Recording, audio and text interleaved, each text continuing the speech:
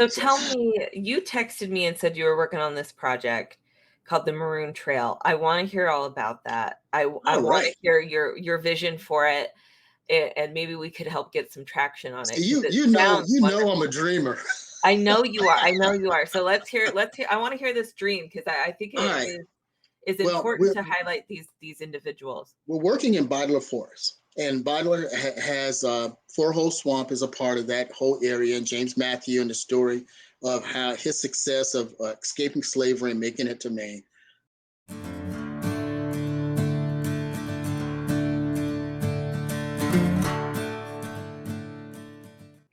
Hello, everyone. Welcome to History Hour. This is the hour where we talk with your favorite history content creators, historians, authors, and everything history.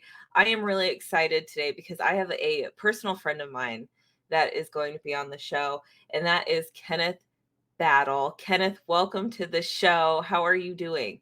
Wow, Lisa, it's outstanding. I'm just so excited about being here. Yes, I know. And so, for everyone that doesn't know, Ken is not like on Instagram. He is not like a content creator, but he is someone that I greatly admire and I have worked with and have had so many great discussions with. He is working so hard in many different aspects in Charleston, South Carolina, bringing historical awareness, philanthropy, community revitalization. And so I'm so excited to have him on because he's got a few special projects that I know he has been working on. I have helped him with. He has asked me questions. He's brought me into bits and pieces of certain things. So I'm really excited to have him on and talk about some of the exciting work that he is doing in South Carolina, and you know, hopefully it expands a little broader than South Carolina. But Ken, welcome to the show. Introduce yourself, maybe a little bit about you and kind of what you are working on right now. Well, Lisa, thank you so much, and I just have to say and give a shout out to you for all that you do. With history, I know a number of individuals in the area who work with history, and it is so important for us to be able to look back to see what has occurred, to look at where we are today, and that is what inspires me to do the work that I'm doing now. But I am I'm a husband and a father. You know, I have two boys and grandchildren, and I'm telling you, that's exciting every day. Yeah. But I have a kitchen pass to go out and do things and work in the community. So I'm involved in a lot of areas where I'm trying to show how history affects us today and how it changes our mindset. So I'm a retired Air Force Chief Master Sergeant. Really didn't think I was going to be in the Air Force for 33 years. I went in to grow up, you know, to get some direction, some discipline. And after 33 years, I retired as an E9. And I'm telling you, it was a fantastic career. After that, I was asked by our state senator to help in our capital, and the governor appointed me to the Commission for Minority Affairs. I worked in that area for 5 years, learned a lot about poverty and about statistics about the poor in our neighborhoods, especially in the area of Charleston. So after 5 years, I said, you know, the agency was up and running. I had a great executive director. So I was able to come back to Charleston and continue the projects I had been working on, which included, you know, working at the museum, working with entrepreneurs downtown, working with local mentor groups and nonprofits, and in the area of housing. And all of it, I don't know if you understand this, all of it had a connection with history. So that became the foundation, the basis, you know, the benchmark for everything that I was trying to do. Going back and looking at individuals who were successful in the area of entrepreneurship and how they were able to make their communities a better place to live. Yeah. And people didn't understand this. How could you look at slavery and say that people were actually doing better? You know, and I said, well, no, I didn't look at it from that perspective. I looked at it from a a perspective of success and freedom. And when you took a look at what the decisions that they made to make their lives better or to do things better for the community or betterment of their families, then you kind of understood what I was trying to accomplish. So that's what I'm trying to do. That's who I am. I'm excited. I like to say to everyone that I'm retired. I don't like to get up before 9 o'clock. I like to get my coffee, sit on the back patio, watch the sun come up, and then go out and go to work. So I think retirement is highly recommended. Yeah, well, you're doing such a good work in your retirement, and, when I met you, I knew it was so great to meet somebody that had a passion of history, and actually, when I met you, I was still in college. I didn't even have my degree yet, and you actually gave me an opportunity to kind of stretch my research skills with Kitty Yes, Springs, and, how far can I take that, and how much could I learn from that? And you have given me some challenges along the way. And so for me as a historian, you've kind of challenged me a lot in certain areas, because one of the great things that you do is you find some of these people within the community that are hidden, that were forgotten, and trying to bring them back out into the light. In exactly. and so and I Exactly. and that is such a wonderful thing, and when I met you, you gave me, so when for those of you that don't know, when I met Ken, he gave me a name, and that's literally, like, the only thing he gave me. He said to me, "Hey, I'm looking for this woman that we know that she was a philanthropy. She had donated some land for the church there in Somerville, for the hospital there, the first hospital there in Somerville. And we Exactly. need Yeah. to know more about her." And so you took me on this really wild ride, and I started uncovering this stuff. Her name was Kitty Springs, and we couldn't believe the story that we found What on a her. fantastic woman, and she lived right there in the town of Somerville, South Carolina. And there was a Yeah. monument to her. And that's what really caught my attention. I'm walking and I'm looking, and I see this monument next to this church. And it's a monument to Catherine Springs. And I said, well, who is this young woman? You know? Yeah. And so I had to find out. And that tells you the difference between an amateur historian who's looking and working on a project to make the community better, and a historian who can actually dig into these things and Yeah. find out details that we can share with the community. And it has grown now. That one name, Kitty Springs, now we're working on a Kitty Springs Day in the town of Somerville. That is how far Whoa. it has gone because of your research and because of how much we found out about her. The church is getting involved, the town is getting involved, and they're realizing that she may be the only Black woman that has a monument in the state of South Carolina. You know, Whoa. and so that I'm telling you, this is how exciting it gets, and people are getting so inspired by this young lady. She was a milliner. She made hats. Uh, Married to Richard Springs, and they were both business people. He had a business in Charleston, and when they married, they moved to Somerville, and she continued to work here. And we found out that when Richard passed away, that it was around 1870. At that time, if you were married to someone of color, you really couldn't pass on your wealth. So they had to figure out a creative way for Kitty to inherit everything. So, Mhm. in everything, they found out that he left everything to his housemaid. And that Mhm. housemaid turned out to be Kitty Springs. Yeah. So, and Kitty went on from there to make a huge impact with the Black community, the white community, the American Indian community. Mhm. And that's the important part. When we talked about how one person brings us all together to make our community better, that was the common theme between everything that we've been doing. So, She definitely yeah, is a very she's definitely a very inspiring lady to have lived, um, in a time where she wasn't enslaved, but to have lived in a time where that was going on, and being in a time of fear, because her brother, who was not enslaved, we have his manumission papers, and the only reason he got those is because of the slave catchers. He needed to have He needed to legal have them. Yeah. paperwork, even though he was never enslaved, and he was able to get that.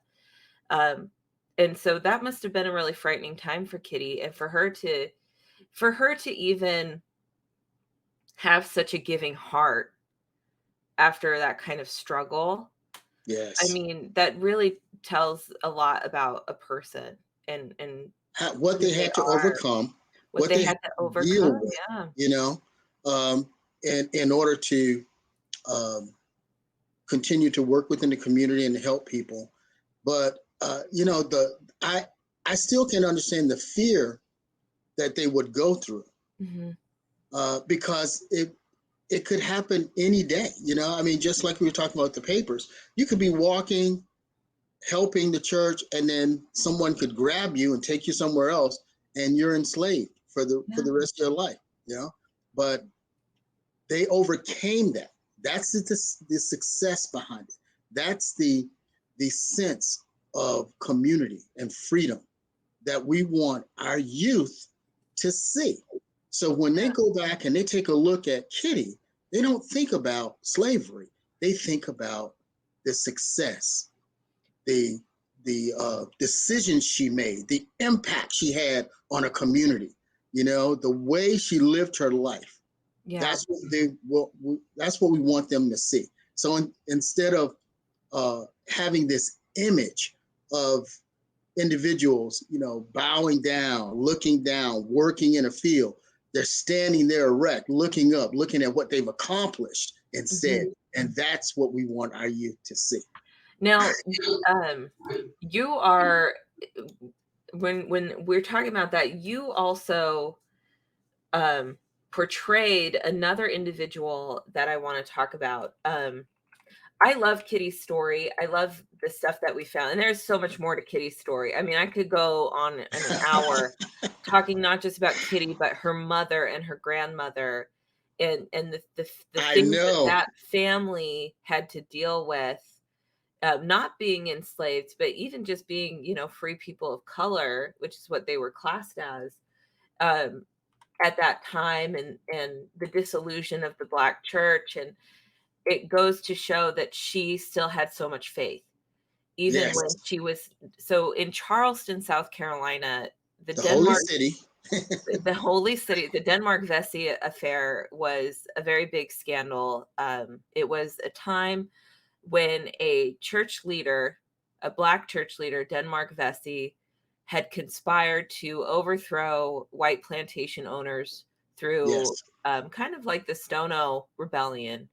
Through, we're gonna kill them and free the enslaved people, and then take a boat to Haiti, because Haiti had kind of done the same thing. They had revolted against their French colonial owners or slave owners, and had established their own government in Haiti. And so that's what Denmark Vesey wanted to do. Well, the plot was discovered, and it was discovered by the governor and some of the other aristocrats there in Charleston. And when they found that out, they realized that they were planning this through the black churches. And yes. so they burned those churches down. And so Kitty grew up during During that. that, She was a child at that time. I mean, that must have been very scary for her. And for the church to be publicly dis dismantled, for those black churches to be publicly dismantled, and for them to not be able to gather in more than groups of 3, even as a free person, they were not able to gather in groups of 3. yes, and think about the impact of that. You Yeah, know, and for her to continue to have so much faith when the church had to be driven literally underground. I exactly. mean, that they kept that faith and that She hope and that alive. And she was one of the individuals that kept that hope alive. You're right. Yeah, She was, regardless of that, she took her wealth and continued to reach out to individuals and establish churches, among the enslaved community, the yes, minority community, and fantastic. And think about today, Vesey has a statue right there in the park in Charleston, and there were many, even today, there are many people in the Black community that didn't even know where the statue was. So by bringing bringing back the history and going and explaining what they were doing in the town of Somerville, I would say it kindled that idea of, wow, well, what all happened in Charleston? Also, what happened with Vesey? Where can we find that statue? And so now people are going and they're researching it and learning the history for themselves. yeah, Not in and the sense of just reading books or what, but they're taking their kids and they're going down and saying, "Hey, wait, there's a story here. We need to yes, have this conversation." and So Mother Emanuel, I think that's her. yes, So that's it, Mother Manual. that's Denmark Vesey's church. And so after the Civil War is over, it's Denmark Vesey's son who fled into exile that comes back and reestablishes his father's church. Wow. Yeah. And So I think definitely an incredible story, because the thing about South Carolina with those slave codes, if you are a free person and you left South Carolina in the 1840s and 50s, you were not yeah, allowed back into South Carolina. that's absolutely right. And so his son, when he fled, he was not allowed back into South Carolina. If he came back into South Carolina, he could be arrested or even hanged.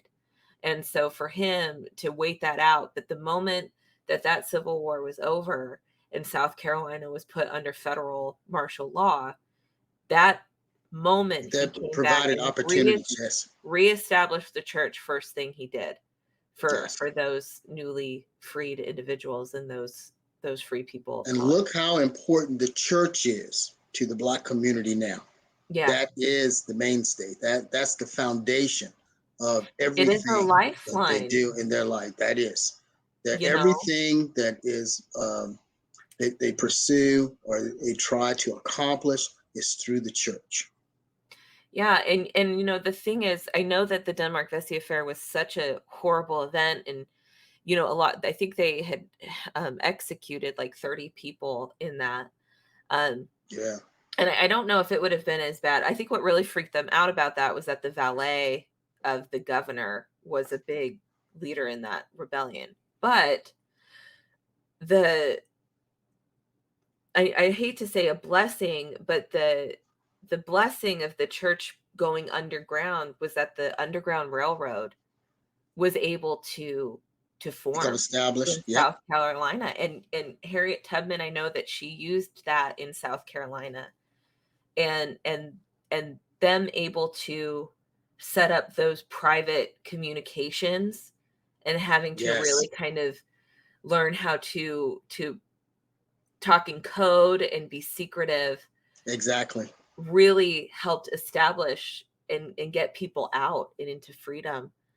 Um, so I mean, there's a silver lining in everything, and I think if there was a silver lining, it was that eventually brought down slavery in the South. That them It's just about ingenuity. Yes. right, And right, how much they continue to change. No matter what adversities come to you, you come up with a way to work around it. And yes, with the Underground Railroad, one of the individuals that we are researching here is James Matthew. mm, He made it. He was born right here in Four Hole Swamp, and we talk about the success in the sense of success and liberty and freedom when we talk about individuals who were called maroons. okay. I'm glad you And bring this up because I really want to talk about this with you. these individuals, we use a narrative here, the spirit of the maroon. Mhm. And when enslaved individuals were brought here, they would arrive at Gadsden's Wharf. in Charleston, and would they would see what was going on with slavery. Now there's a bird here that we use as a symbol for that spirit. It's called the fish crow. And the fish crow has a different call from a regular crow, because the Maroons would hear this bird while they were living in the swamps. And the fish crow's call, a regular crow's call is caw, caw. Mm-hmm. But a fish crow's call is uh-uh. So we would say when enslaved individuals arrived at Gatsam's Wharf and they saw what was going on with slavery, they said, and they took off and they lived in the swamps. And it was horrendous circumstances, but it was better than being enslaved. Mm-hmm. And James Matthew escaped and lived in Four Hole Swamp and made his way through the Underground Railroad and so forth onto a train and made it all the way up to Maine, where he lived and told his story about Charleston. And the reason they knew his story was true is because of all the names that he was able to bring out and talk about, and the way that he described the area. So, I mean, we could be here for hours, just talking about James Matthews, but you brought that up because we were talking about the Underground Railroad, Maroons, individuals who wanted to live free, and they lived there in the swamps until the Emancipation Proclamation, and then they came out as American citizens. So tell me, you texted me and said you were working on this project called the Maroon Trail. I want to hear all about that. I want to hear your vision for it, and maybe we could help get some traction on it. You know I'm a dreamer. I know you are. So let's hear. I want to hear this dream, because I think it is important to highlight these individuals. We're working in Bidler Forest, and Bidler has Four Hole Swamp is a part of that whole area, and James Matthew and the story of how his success of escaping slavery and making it to Maine. So the Maroons would build encampments in the swamp, and they didn't necessarily come out of the swamp to fight with their owners or anything like that. If they were discovered, they would just pack up and move deeper into the swamp, because it was more important for them to live free than anything. So we came up with this idea first to define and make sure that Bidler was designated one of the sites for the Underground Railroad. We were successful in that. So once we were successful in designating Bidler as one of the areas for the Underground Railroad, we started to bring in our local officials, our historians, the museums, people who could support building a trail that would tell the story of freedom and success right there in that area. So the trail itself would talk about how these individuals survived in such a hazardous area. And we wanted to go from individuals living in giant trees, that were carved out, and might have enough room in there for one or two people. But that's how they would go about finding a place to live, or talk about individuals who would take time who would plan their escape. And so they would have to be around some fresh water. They would have to be on high ground. So they would go out and they would start digging little caves, little tunnels.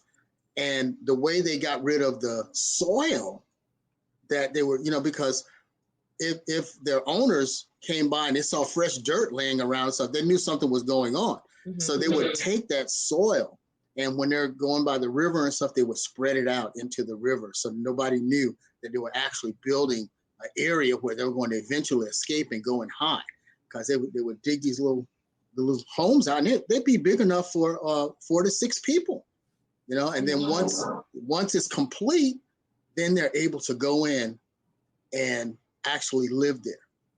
They didn't, and most people thought that the Underground Railroad, when they were trying to escape, getting up to the north, but a lot of enslaved individuals really didn't want to leave their families. So they wanted to find a place where they could hide and still be able to see their loved ones. And the owners knew they were still in the area because there was one story about this one woman. She kept having children, and they all looked the same. And they said that guy is still here somewhere, but they never could find him. But and so that's what I'm talking about when I talk about success and freedom. So this trail would tell the story of, they would come in the Bidler, they would see the scenes, and we're going to erect a maroon encampment or a little area where they can see a little dugout or cave, a hole that they dug to show how they did that, how they put up sticks to keep animals from walking into their area, how they grew vegetables and to sustain themselves inside the swamp.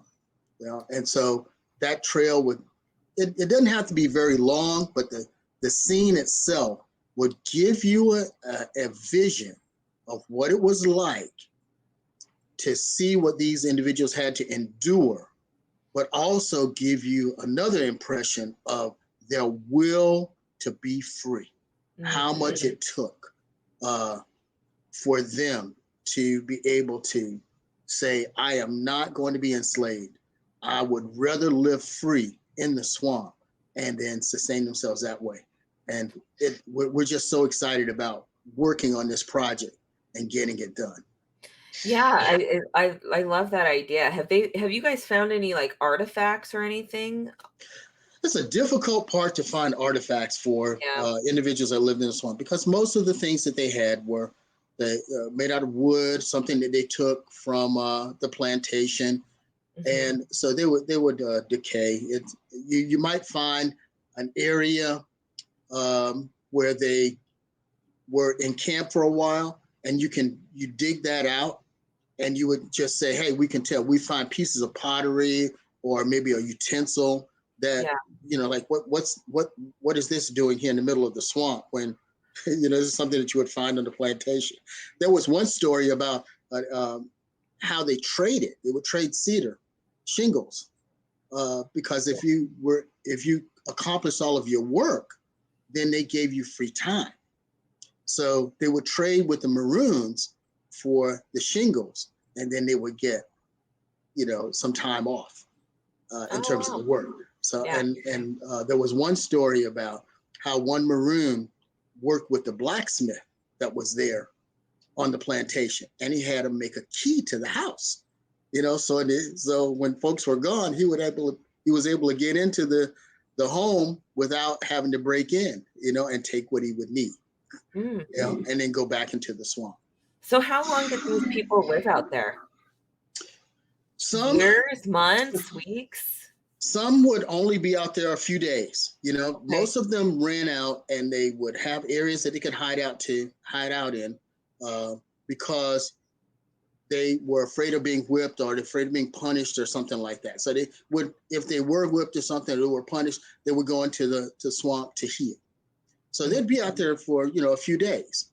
But some individuals were out there for years. And we looked at some of the encampments that there could be 6 to 8 people in the Georgia area. We found encampments that were, where it was about 50 to 60 people living at a time. So it all varied. And the tough part is it's all oral. You have to talk with individuals. There were narratives that were put out there that explain when they met these individuals living in the swamp. They would describe them. So they would tell them about the numbers. They would have the militia chasing them. The militia would tell the stories about where they were and how they would go out deeper into the swamps. The American Indians there were also used to try to help recapture some of them. So that's where we were able to get our information. And that's where we were getting our numbers, And so some lived all the way to Emancipation Proclamation until there was an opportunity for them to actually come out, but they lived free in the swamps the entire time. Wow, So I love it all that. varied. I love that you are trying to bring awareness to those people's story of survival. Yes. Really, it is a story of survival. These people have to leave with it, in some cases, what you're saying is if they were, trying to recover from being, whipped or some kind of injury, you're literally leaving probably like last minute decision and you have to start Yes. over with nothing Every time. every time. Yeah. And how vast these swamps were. You know, the Great Dismal Swamp uh, was all the way from North Carolina all the way through South Carolina. You know, and it is huge. Yeah. Uh, the area is shrinking down now, but I'm telling you, the fact that these individuals would even have the fortitude to get out there to brave bears. I mean, so there's one story about a man who had his encampment inside this giant tree and came back and found out a bear had moved in, and he said, Yeah. "Well, got to find another place to live." Yeah. So things like that they had to overcome. Yes. Yes. And it's, I I actually, growing up in Arizona, it was shocking to me moving to South Carolina and realizing, just how much the history and things like, I had never heard of maroons until I started working in the, with Ed, and so a friend of ours, he's a wonderful painter, and he was showing me these paintings he was doing, and I think he did a painting of John Matthews fleeing out of the swamp. Yes, And it is an you amazing have to see. painting. Yeah, people have to see that painting. I That know, to and I keep me, telling him, "You need to put these online. You need to sell, like, I reprints of know. these because he's so I'm good still at working them." with him. Ed West is a retired Yeah, pediatric doctor, yeah, and for him, the work is more important than earning anything from it or any kind of gratuity that he would receive for his work. yeah, He would rather donate it. So I'm working with him to figure out how best we can accomplish that task yeah, because that painting of John Matthews in the position, you know, just waiting for that opportunity. It's like you envision in your mind a guy on a track waiting for them to fire off the gun to start the race. And that's the image of John Matthews sitting in the swamp while everyone else is up there working on the railroad, waiting for that opportunity for him to dash. And I explain that in the sense these individuals were hired out. And they did a lot of work in the lumber industry. So, and they worked on the railroad. They brought the timber in, you know, so they can get the tracks done and so forth. But they were 15 miles from Charleston. And when they realized how far away Charleston was, but they were only 500 yards from freedom. So we explained that, you know, 500 yards, so 15 miles from Charleston, 500 yards to freedom. And it was a decision they had to make while they were out there working. And they made it and they took off and they went and lived in the swamp. So yeah, and I fantastic. I love that you wanna bring this about. So, what's the next steps on this Maroon Trail? So, how far away are you from the project? Do you need funding? Like, We need funding. So yeah, we had an opportunity to have an event at Bodler, and Susanna Ashton from Clemson University came out and gave us a speech and a long conversation about uh, what she's working on mhm, and helping us with the history and defining the project. Also, Congressman Jim Clyburn was there, and he was overwhelmed by our story and what we were trying to do. And so, as we continue to get the word out, we're doing it in a way where people are starting to recognize that we're not talking about uh, all the anger and um, on the problems they have with slavery. We're talking yes, about the freedom. We're talking about the ingenuity. You know, we're right, talking about success And so when they see us coming from that perspective, everyone is jumping in and they're saying, we really have to do this. We really have to put this together. And so the trail itself, we're starting to get some traction now. And Yes. museums are starting to help us, Because getting the story out. this is another piece of the story. Yes. And, in South Carolina, I have talked I do a lot of Black genealogy, so I talked to a lot of people about their ancestors in South Carolina, help find them, but one thing, there is a stigmatism about the Black community when it comes to these plantations, the Yes. recreation of those slave quarters. They don't, I'm not saying everybody, but it is kind of, we don't go there. We don't want to go there. But to see something like this, the Maroon Trail, that is a piece of the story that needs to be Yes. told. It's It about because healing. it's Yes. about exactly, it's about healing. And I think it would do a tremendous amount to see that kind of story of triumph and survival and overcoming this Yes. really horrible, institution that they had to deal with. Yeah, Um, we're talking about the healing of a nation here, the and we're healing talking of about a coming with nation. stories that inspire individuals. Who do you want to inspire? We want to inspire our children. Yeah. And when our children see and hear and embrace these stories, that's when you understand that things are getting better. There's an artist here, where he's coming. We're coming up with different ways to tell these oral stories. Mhm. So his idea was to go back to individuals, descendants of these enslaved individuals and people in history, and he would actually talk with them about the story in their family. So what he decided to do was take plaster and he would cast their hands, right? And get a casting of that descendant's hand. And you could see the veins, you could see the wrinkles, you could see the nails and so forth when he's done. And then he had all these hands, and people would say, that's my hand, but it's representative of my great great grandfather Mm. and what he went through, and they would tell. That gave you that opportunity to tell the story. Yeah. All these hands that were cast in different shapes, Mhm. for people to say, wow, look, and then they would see the hand, but they would listen to the story. And that's what we want to bring out. We want to bring out the story Yeah. behind it.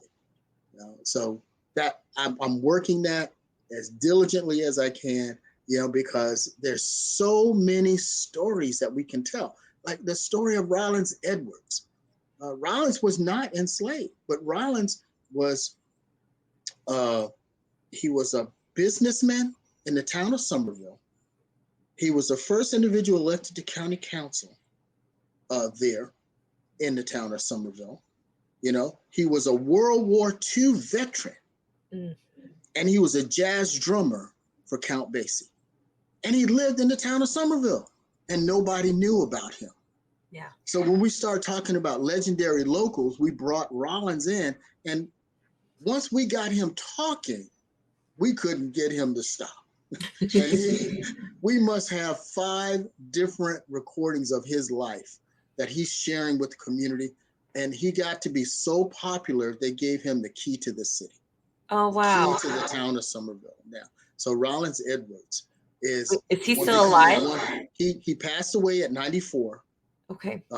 but his story is ongoing.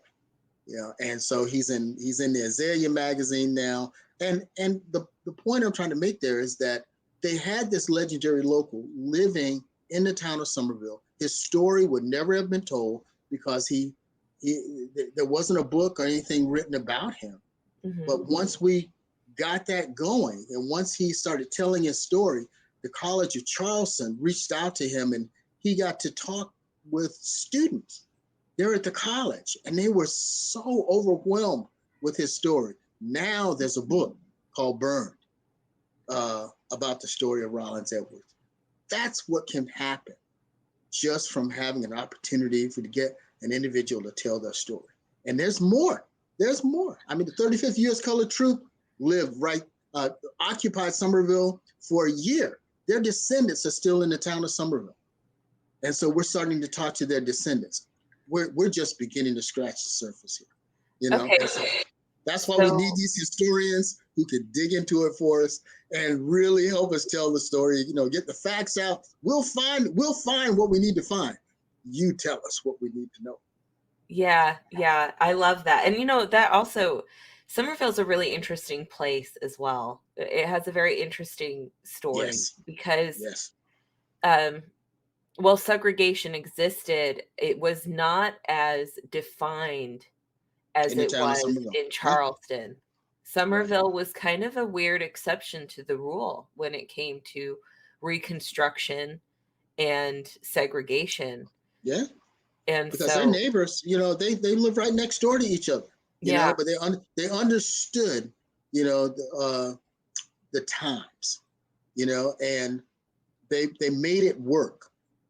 So you're right. You know, you would come into the town of Somerville, and it was your neighbor. You could have been living next door to a Black individual for 10 years, and it wasn't something that was out of the ordinary in the town of Yeah. Somerville. Yeah, and I think that's how, you know, Kitty Springs was able to do some of the work that she was doing. She found a place that was Yes. definitely more accepting because Charleston, I think Charleston's a very harsh city, especially Yeah. when it came And to race. It was very it was weird when I was doing some research projects and I would read newspapers, and there would be newspapers in Charleston, but then there would be newspapers out of, you know, Columbia or, you mm-hmm. know, the upper country. And it was totally two different perspectives.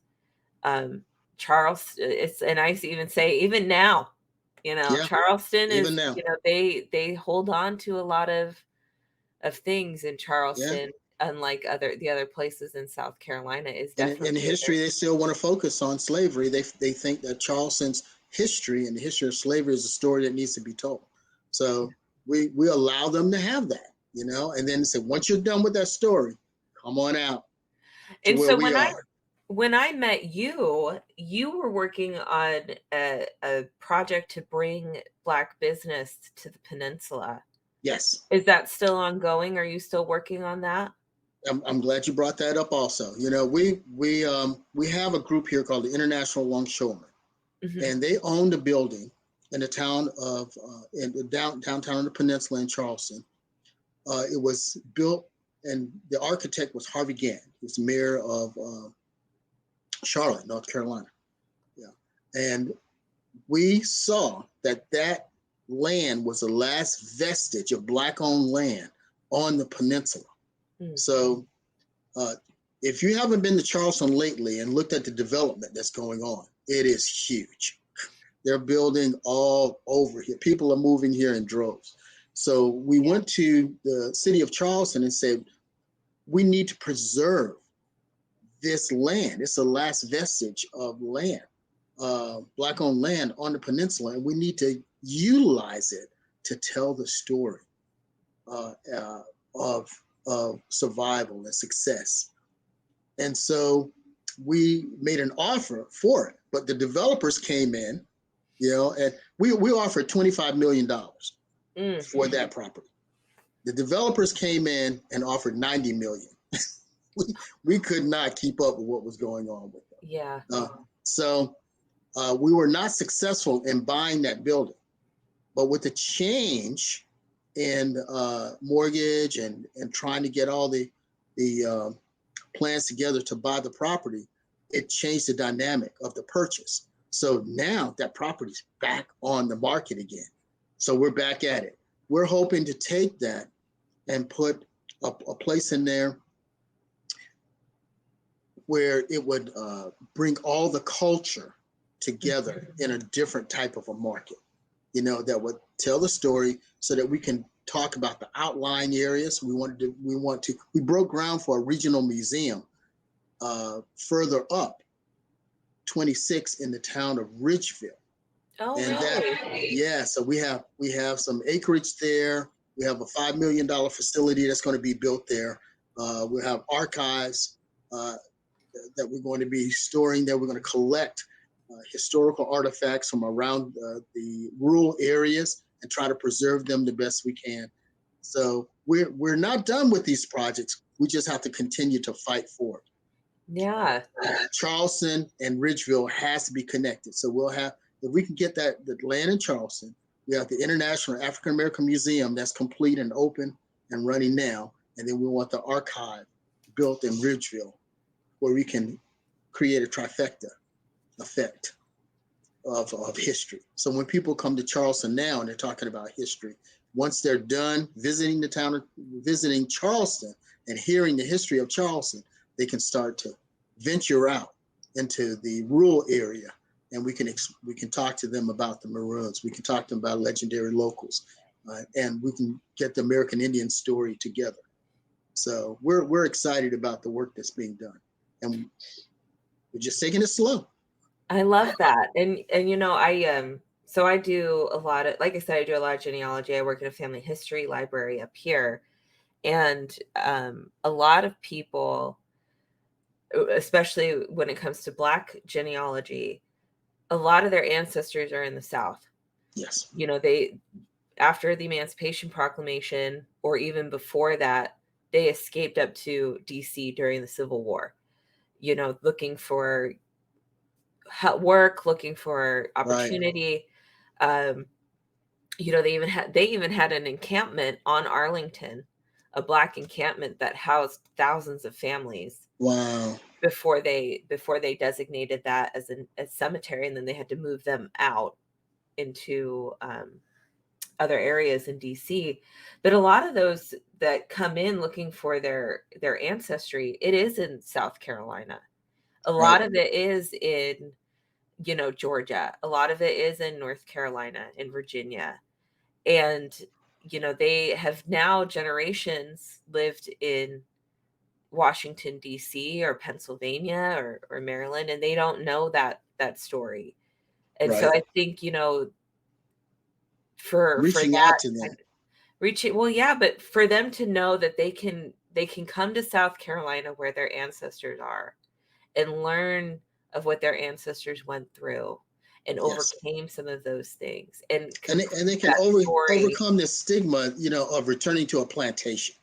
That was Yeah. another thing that we were trying to get individuals to understand, because when they went on that exodus and they moved up north and tried to get better jobs and better living standards for their families, many of them want to come back to the South. But I would hear constantly, "I don't want to live on a plantation."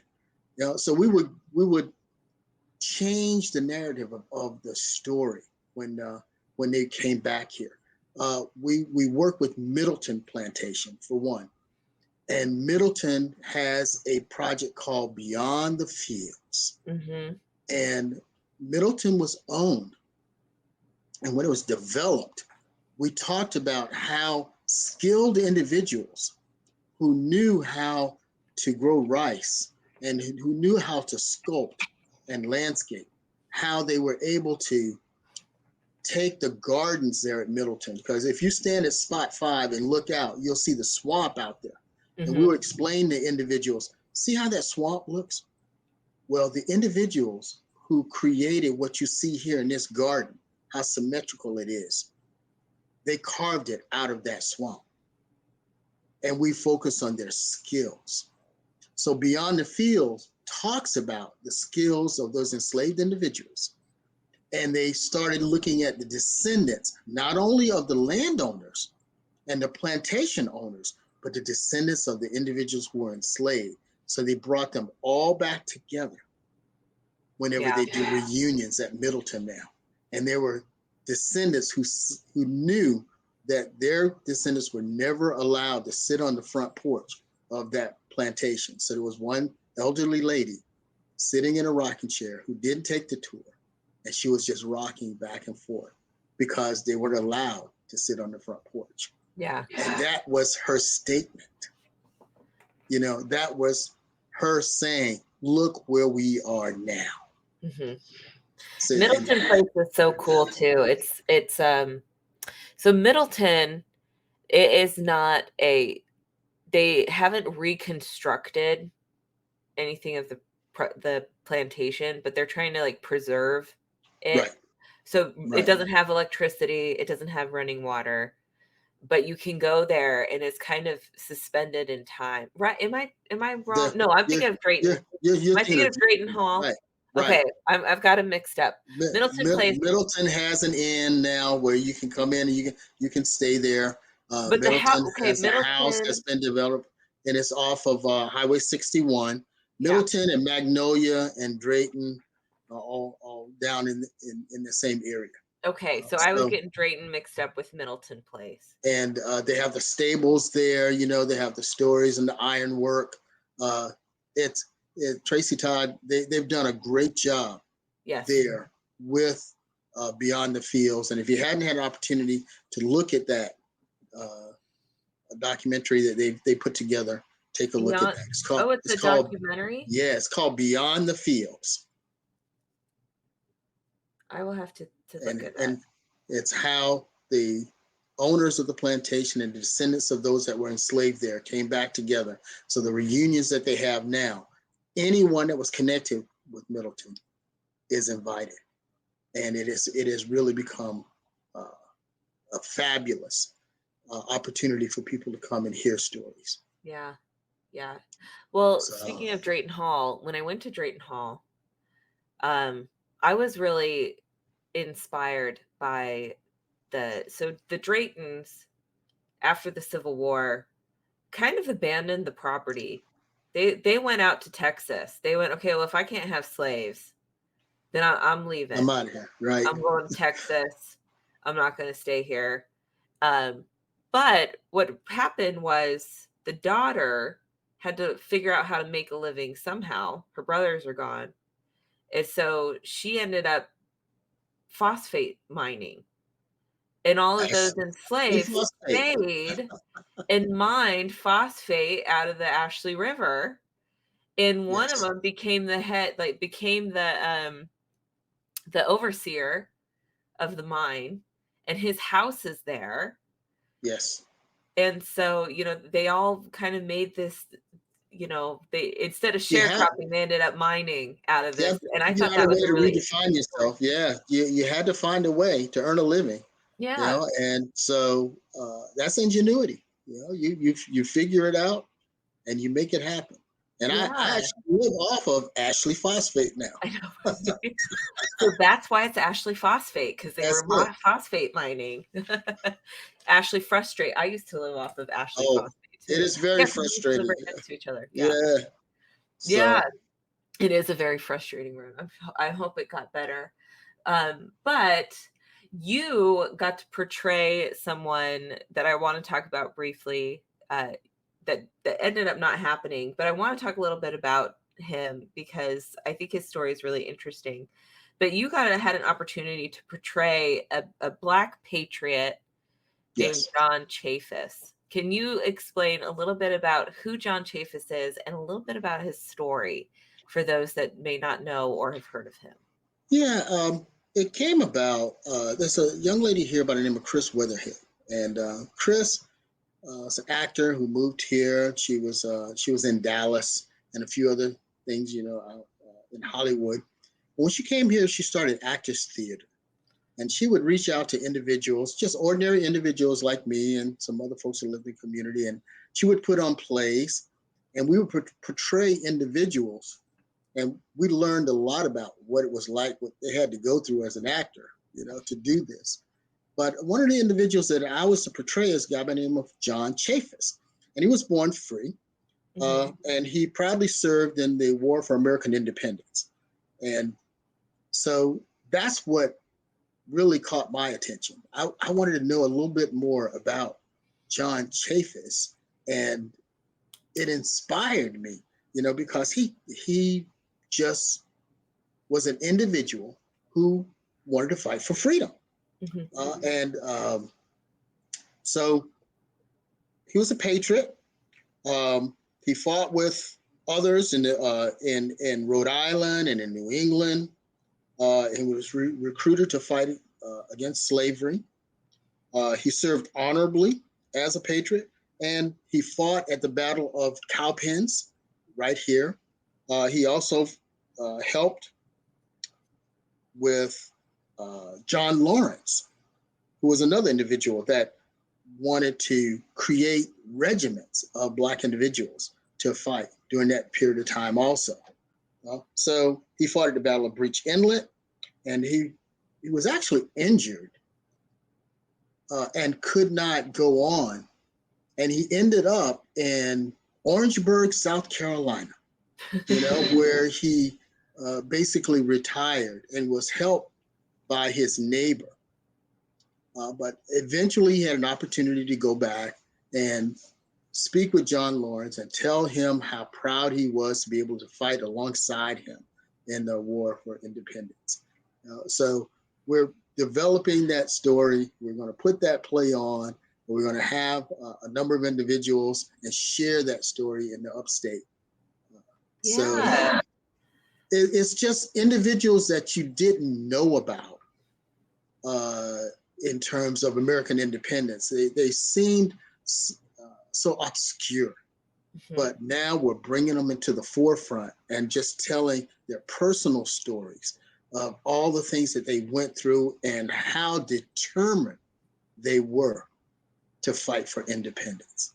And Yeah. when we have that story to tell to the youth and to the schools, it gives them a different perspective Hmm. of how the war was actually fought, and the individual. It made it personal, Yeah. and that's what we're hoping to do with John Chaffetz. Yes, and I love that. And I've been to Cowpens, and that would be great to have his story there. I don't think there's a marker there for him. That would be really great if they could do that.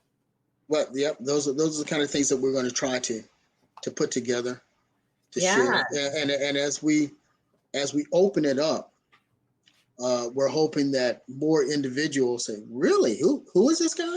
And Yeah. they would go out and start doing more research also. Yes, I love that. Okay, I want to know when Kitty Springs Day is. Okay, I would love to we haven't come. decided on a day yet. I would love I would love to come back to Charleston for Kitty Springs Day because I feel like I know her personally now. Yeah, we're trying to get the council to actually approve that. We're getting the churches on our side, but we're all going to go and say, "Hey, we need a Kitty Springs Day." Okay. And so once we have that established, you will be one of the first people that I invite to come back Wonderful. And and I'm have. coming. I will be there in Charleston, and I want to see the site where you guys want to do this Maroon Trail. Yes. So we're gonna have to get together. You're gonna have to show me because I think this is wonderful. I'm very excited for this project. I think it's gonna be so great and so inspiring. And Ken, I'm so glad that you came on my podcast and was able to tell us about this because I feel Wow. inspired. I hope that my audience feels inspired to go out and find the history in their own area because like I said, you're not a historian. You are just a concerned, interested citizen that wants the best for his community. And just the work that you're doing, going out and talking to people and bringing these people up, bringing these events up, you know, looking around your community and saying, what can I do to bring awareness? What can I do to inspire individuals, to bring people together, to unify, to heal a community? What can we do to do that? Is so Exactly. inspiring. I mean, that is wonderful. And I love that you came on and told us that. And I feel inspired.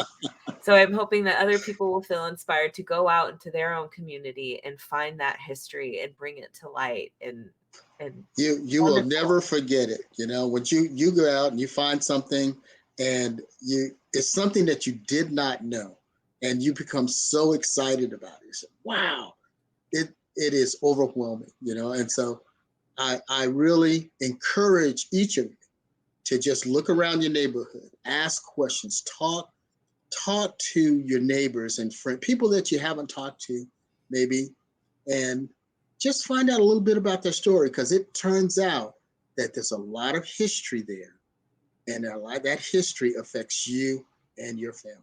So Yeah. get out there and have fun. Well, thank you so much, guys. If you have not given this video a thumbs up yet, please give the video a thumbs up. I want to thank Ken for being on History Hour. Thank you so much. And I will see you guys in the next History Hour. Bye. Take care.